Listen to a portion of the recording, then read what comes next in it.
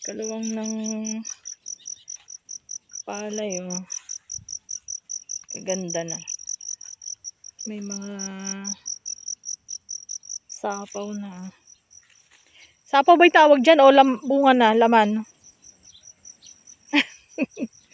Hindi alam ko anong itatawag. Ayan. Ito sa Bitanya.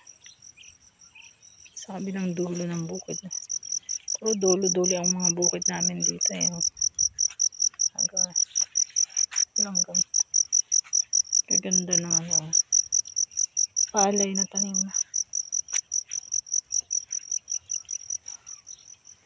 Kuha kaming malunggay na itatanim sana sa bukid sa Antipolo. Wala palang sanga.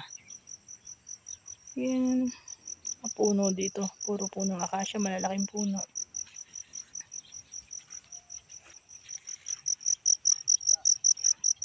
Yan. Nagyaya na si Berto. Sukal. Tsaka mapuno dito sa bukid. Dito kami madalas lumulusong kung kami maliliit. Pagbabaon kay tatay ng almusal.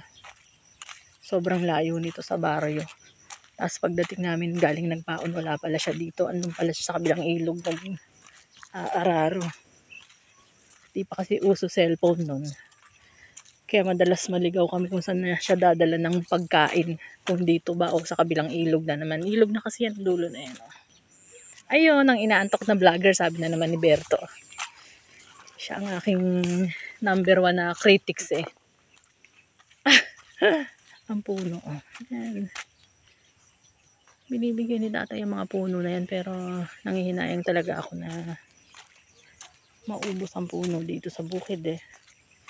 Matagal niya nang pinagagawang furniture pero ayoko. Sayang. O, diba? Ano, halos ilang puno to? 1, 2, 3, 4, 5. Malaking 5 na puno yan. Sayang.